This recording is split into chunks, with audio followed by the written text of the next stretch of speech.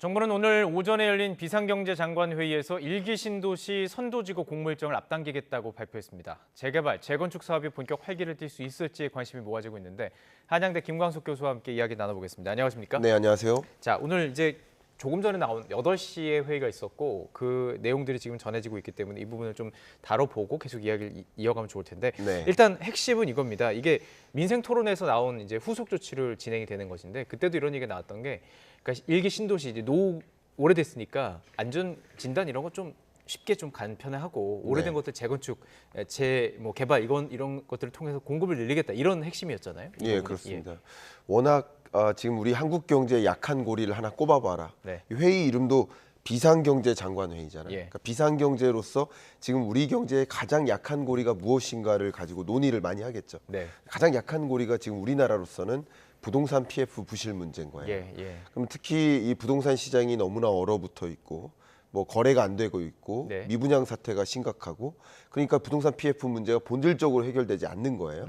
그런 부분을 좀 해결하는데 여러 가지 고민들을 하고 있는데 네. 그런 것 중에 하나가 이제 규제 완화, 예. 재개발, 재건축을 좀 완화해서 제도를 그런 것들이 좀 보급될 수 있도록 예. 그러니까 부동산 시장을 너무 이게 경착륙되고 있는 현장을 예. 연착륙이라든가 정상화하려는 그런 움직임이라고 볼 수 있겠고요. 예. 특히 이제 신도시와 관련된 이야기, 뭐 국민 여러분들이 가장 궁금해하시는 현안인데요. 네.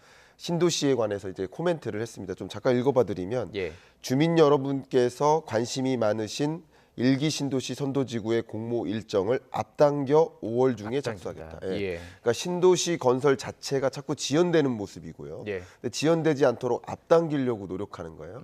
그래야 이 부동산 시장이 좀 나름 이런 경착륙되고 이걸로 인해서 부동산 PF 부실 문제가 야기되니 예. 이런 연결고리를 좀 끊어보겠다라는 노력을 좀 해보겠다라는 의도가 좀 담긴 거라고 볼 수 있겠습니다. 거기에 더해서 이제 첨단 산업 클러스터 맞춤형 지원 방안. 네. 이게 그 지역 저희가 시장님들 좀 모셔가지고 토론도 하고 이렇게 하는 시간들이 있었는데 네. 이게 굉장히 관심이 높아요. 지역에서는 우리가 그럼요. 이제 첨단 클러스터가 되느냐 이 부분인데 네. 첨단 클러스터가 뭐 미래 경쟁력 핵심인 첨단 산업을 조성하겠다 이런 방안도 나왔죠. 네, 맞습니다. 지금 예. 이제 선거철이니까 뭐 지역의 유권자들을 이제 만족시키려면 네.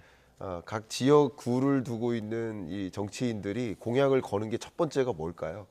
인구의 인구. 예. 지방 소멸 막겠다. 예. 지방 소멸을 막으려면 어떻게 될까요? 일자리가 있어요. 예, 일자리를 만들어야 돼. 일자리를 만들려면 기업을 유치해야 돼요. 네. 기업을 유치할 수 있는 좋은 수단이 바로 이건 거죠. 예. 첨단 산업 클러스터를 조성하고 이런 곳에서 첨단 기업들을 적극적으로 그러니까 우리나라 기업들도 유치하지만 해외 다국적 기업들도 적극적으로 유치해서 네. 좋은 양질의 일자리를 만들고 청년들이 머물고 싶은 도시를 만들겠다라는 그런 관전 포인트라고 볼 수 있겠습니다. 예. 근데 지금 현재 우리 한국 경제가 당면한 여러 과제들을 생각해 보면 특히 2024년 경제의 어쩌면 핵심을 한마디로 하면 AI라고 볼 수 있거든요. 예. 많은 플랫폼 기업들이 AI 서비스를 확대합니다. 그럼 AI 서비스를 확대하는 과정에서 자연스럽게 필요한 게 반도체? AI 반도체예요. 예. 그리고 AI 반도체가 구동이 가능하도록 하는 고대역폭 메모리와 같은 메모리 반도체도 필요합니다. 네. 이런 여러 AI 서비스를 제공하기 위해 필요한 전체 공급 사슬 이 영역이 뭘까?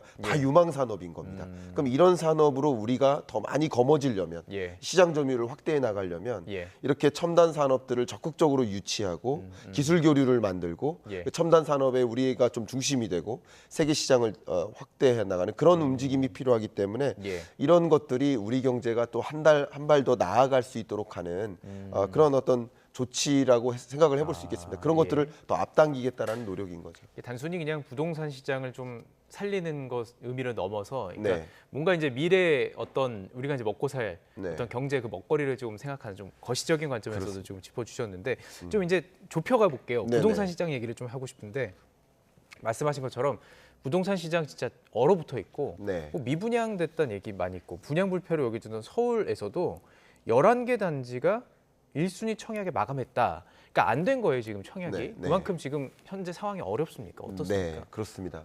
특히 이제 서울 이야기도 좀 주셨지만 네. 서울 외에 비수도권의 경우에는 뭐 사실 서울에 대한 이야기를 하는 것이 죄송할 만큼 네. 너무나 심각한 상황입니다. 그 정도예요. 예, 비수도권의 경우에는 예. 그러니까 악성 미분양 주택이 급격히 늘고 있고 예. 이 주거용뿐만 아니라 상업용 부동산도 상업용 부동산 하면 가장 상가 대표적으로 뭐 이런 거. 상가, 지식재산센터, 뭐 공장 뭐 이런 것들이 예. 미분양된 채 공실로 계속 남아 있어요. 그러니까 이런 것들이 부동산 PF 부실을 또 추가적으로 야기하는 거죠.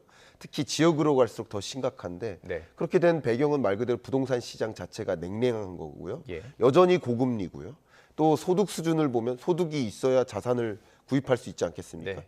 자산을 매입하려면 소득이 기반이 돼야 되는데 예. 소득도 이 명목 소득은 늘지만 통장에 찍히는 소득이죠. 예. 명목 소득은 늘지만 실질 소득이 줄어요. 다 나가요. 예. 예, 왜냐하면 이 물가 상승률보다 소득 증가율이 낮으니까 네. 실질적으로는 가난해지는 거예요. 그러니까 이런 것들이 매수 여력을 떨어뜨리는 거죠. 그런 예. 것들이 지금의 이런 부동산 시장 상황을 만든 것이다 이렇게 볼 수 있겠습니다.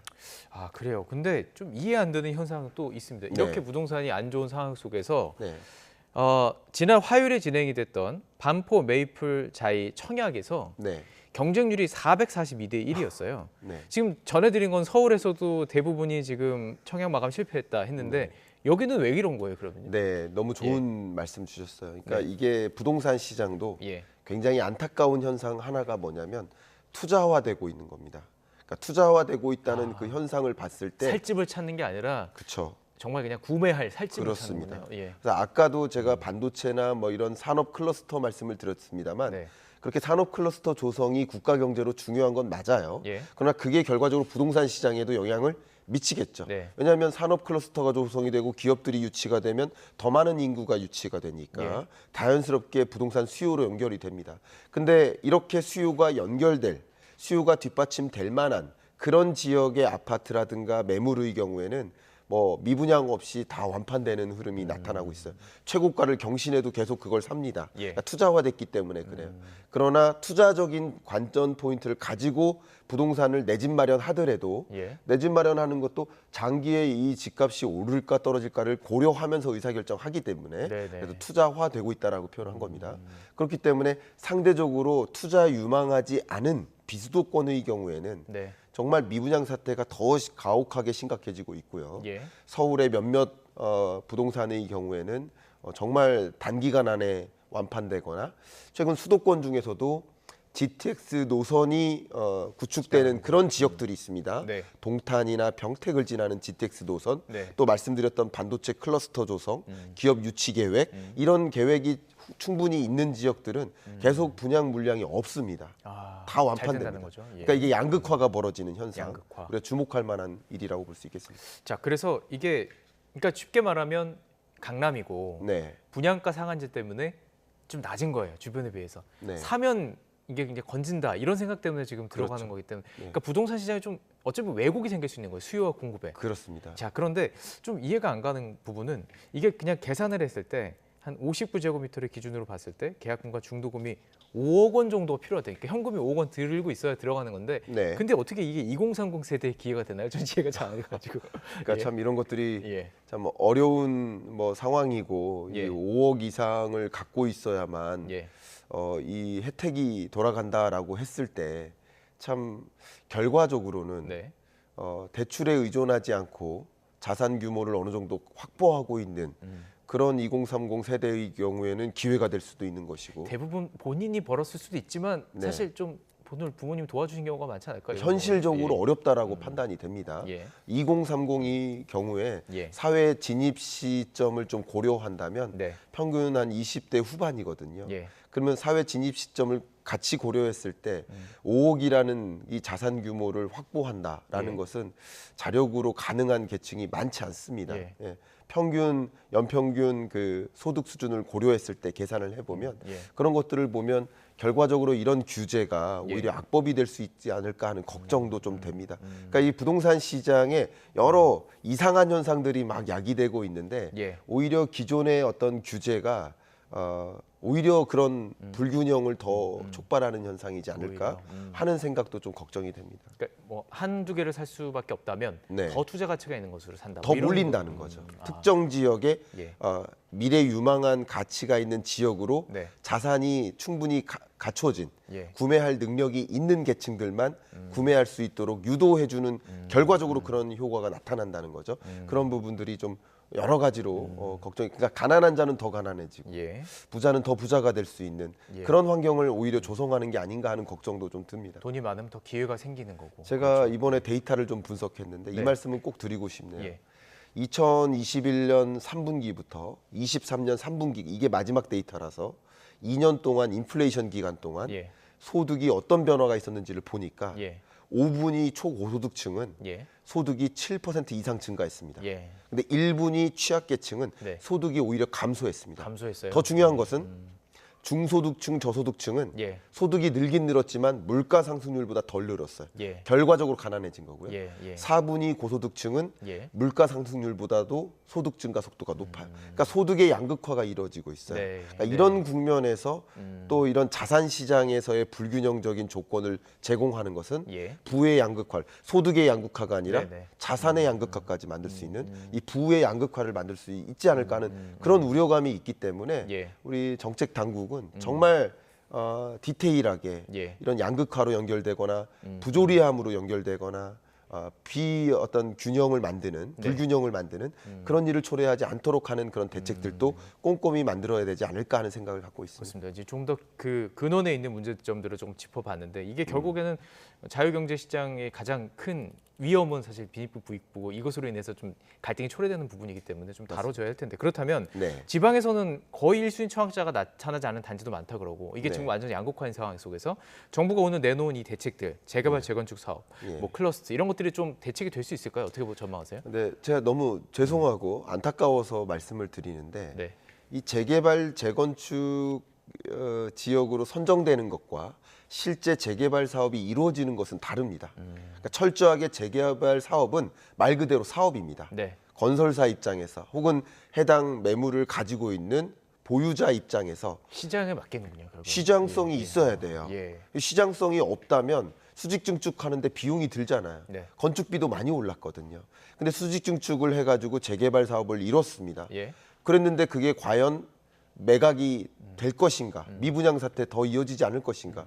그러니까 지방 같은 경우는 지금도 미분양이 심각한데 네. 재건축 재개발 규제를 완화한다고 정말 사업성 것이냐. 있게 평가되지 않으니까. 네. 그러니까 그러면 결과적으로 이게 더 수도권과 비수도권을 더 비대칭적으로 만드는 거예요. 예. 저도 24년 부동산 시장의 트렌드를 용어 하나로 설명했는데 네. 비대칭화입니다. 비대칭화. 수도권과 비수도권 간의 비대칭화. 결국 이 제도를 도입해서 여러 가지 문제를 해결하려고 노력은 하지만 예. 그게 결과적으로 비즈니스적으로 가능한 지역과 그렇지 않은 지역이 있는데 이게 더 비대칭화를 초래하는 것이 아닐까 하는 걱정 우려감이 좀 듭니다. 아 그래요. 진짜 어려운 숙제인 건 맞습니다. 네. 부동산이 정말 어려운 숙제고 네. 그 숙제가 점점 더 풀기 어려워진 문제처럼 더 꼬여가는 느낌들이 들기 때문에 이번 정책들이 또 어떤 효과가 있을지 기대감을 가지고 좀 지켜보겠습니다. 네. 자 그렇다면 또 이것도 연결되는 얘기가 될 수 있는데 금리가 낮아져야 네. 뭐 이렇게 살 사람도 그래 내가 대출 받아 집 한번 사보자 이런 마음이 들 텐데 금리가 높아요. 예. 우리가 지금 바라보는 거는 미국 언제 내리나 지금 이건데 미국 지금 금리가 내릴 기미를 안 보이고 있습니다. 네. 오늘 소비자 물가가 나왔죠? 그렇습니다. 예. 네, 정확히 이제 어젯밤 어제죠, 한국 어젯밤. 시간으로 예, 10시 예. 반에 예. 미국 소비자 물가가 발표가 됐는데 예.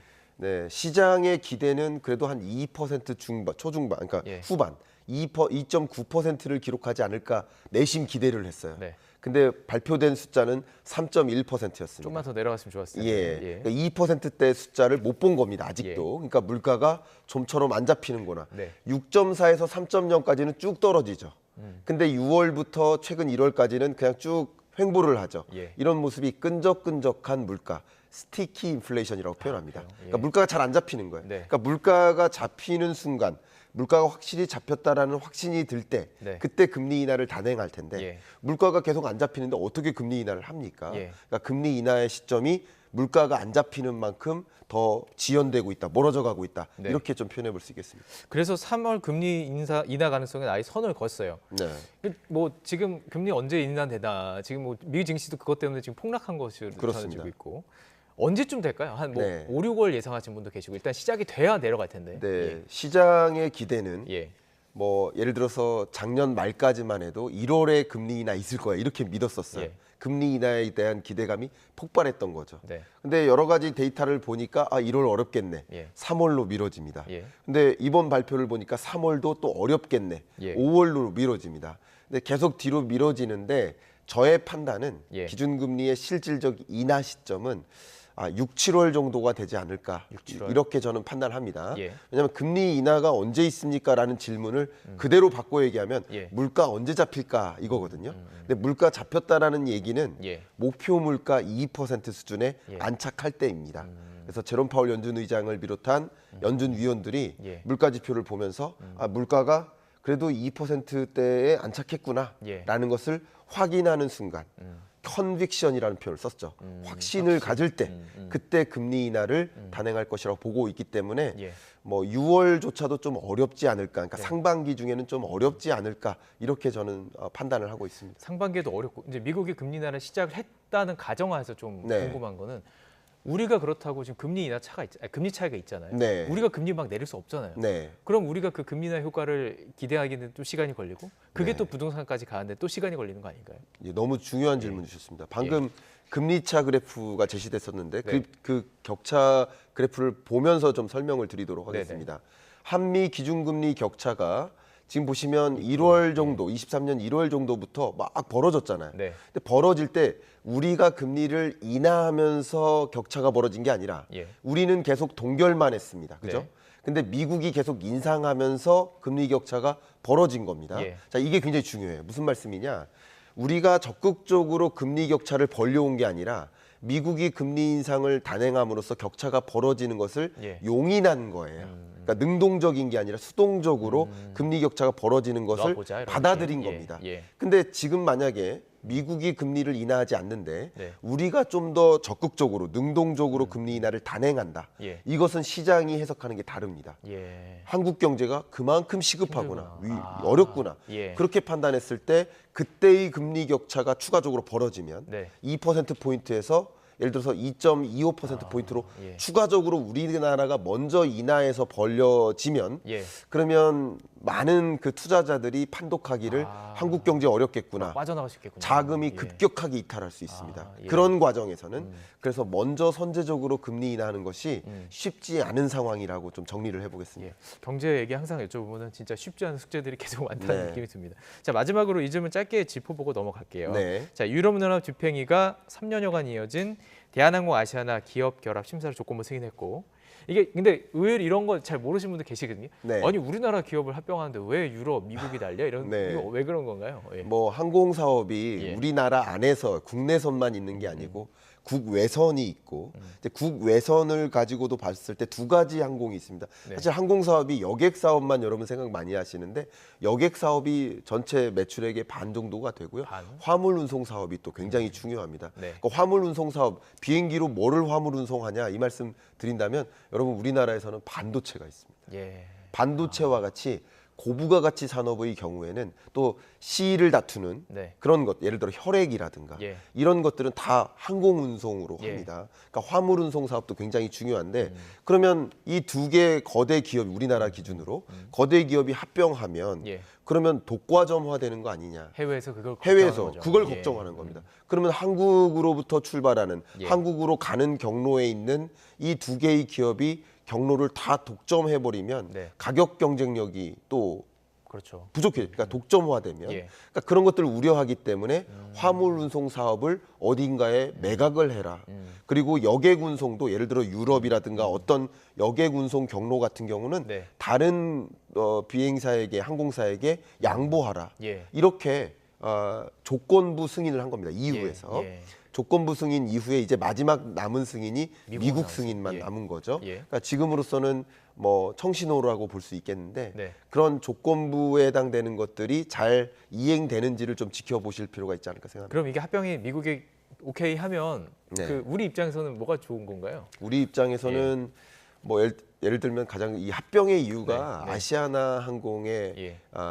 경제적 어려움이었거든요. 재정적인 어려움. 네. 그러면 이제 이런 것들이 마치 도산하지 않고 파산하지 않고 예. 합병됨으로써 고용을 유지한다든가 또 우리 실물 경제에서 이 항공 운송 사업이 차지하는 그 비중을 유지한다든가 세계 항공 운송 사업에서의 우리 시장 점유율을 확보한다든가 예. 결국 아시아나 항공이 파산했을 때 나타날 어떤 우리가 손해 볼 것들을 손해 보지 않게 도와주는 영향이 있겠다. 네. 그리고 세계 주요 노선들을 또 경쟁력 있게 더 공급할 수 있겠다. 예. 말 그대로 세계 10위권에 해당하는 항공사, 대형 항공사가 등장하는 과정이거든요. 네. 그만큼 우리나라의 항공 물류 운송 사업이 더 경쟁력을 갖춰 나갈 수 있겠구나. 이런 부분들을 좀 생각해 볼 수 있겠습니다. 예.